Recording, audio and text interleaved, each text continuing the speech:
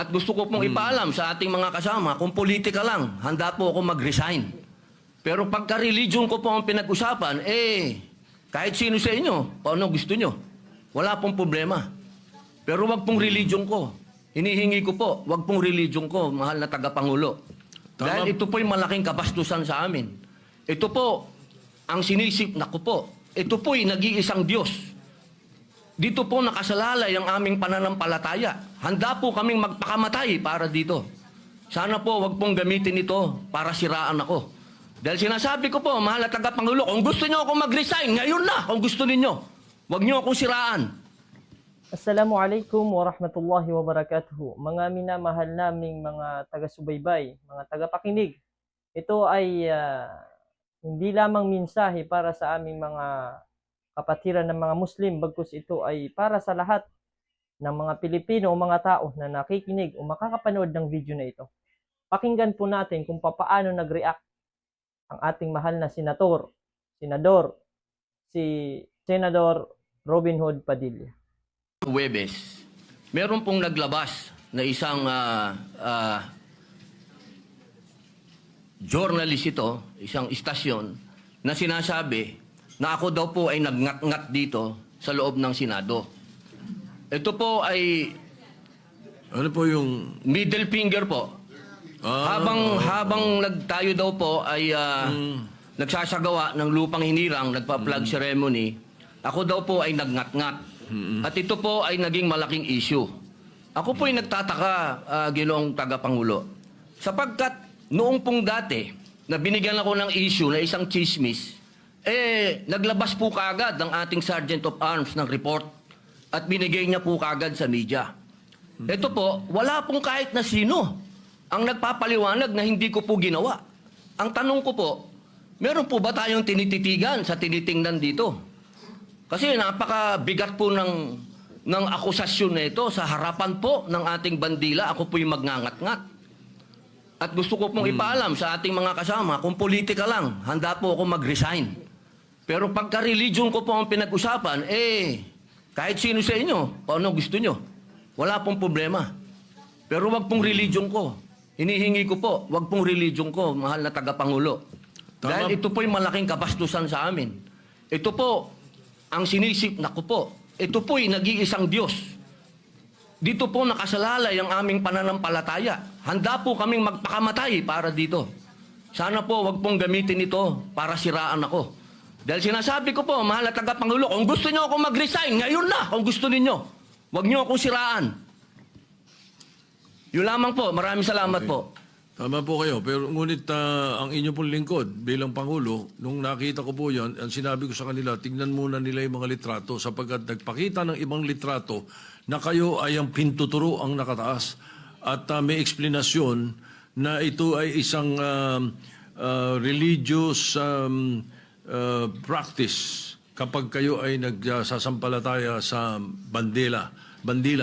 Baka lang hindi nakarating sa inyo yung explanation na sinabi ko. Kaya ipagpatawad nyo na kung ang Sergeant at Arms so ang mga journalist natin ay hindi nila napansin yan.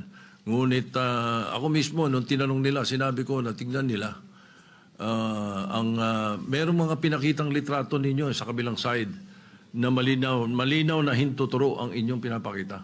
Opo, Kaya patawarin nyo na silang ng mga nagkamali at medyo natanga ang pananaw.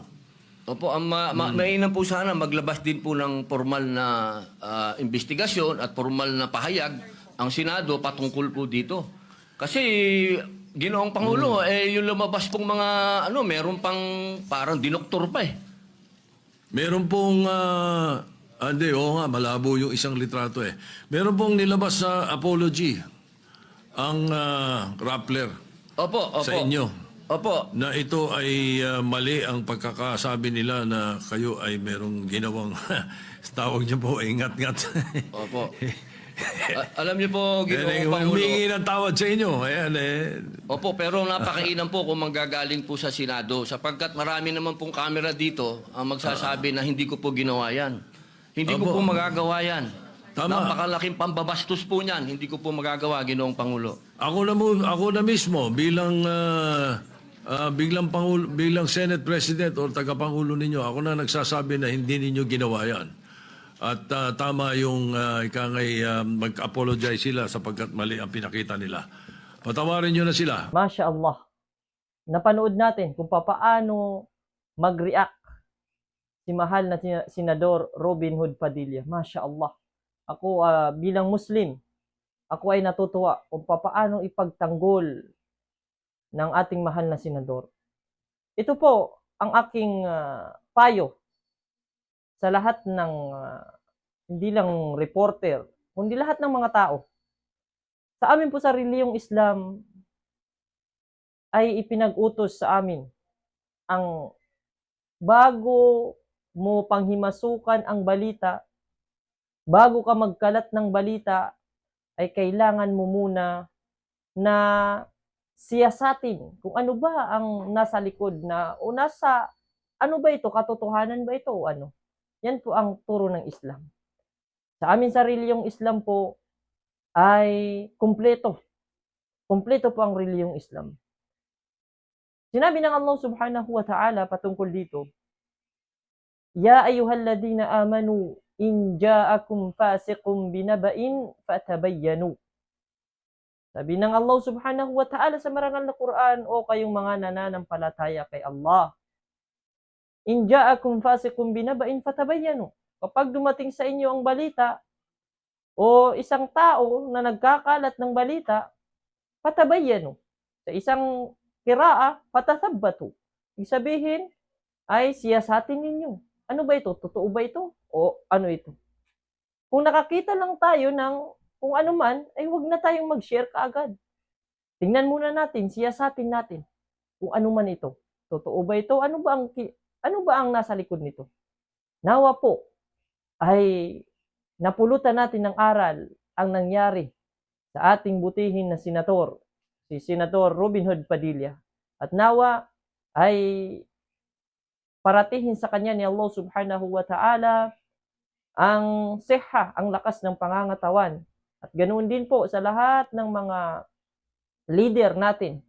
Nawa ay patatagin sila ni Allah subhanahu wa ta'ala. Nawa ay meron tayong napulot na aral sa video na ito. At ganoon din sa mga nagkakalat ng mga maling hinala, mga chismis lang, ay itigil na po natin yan. Pailalika, syukran, ang inyong kapatid, Abu Hasanuddin. Assalamualaikum warahmatullahi wabarakatuh.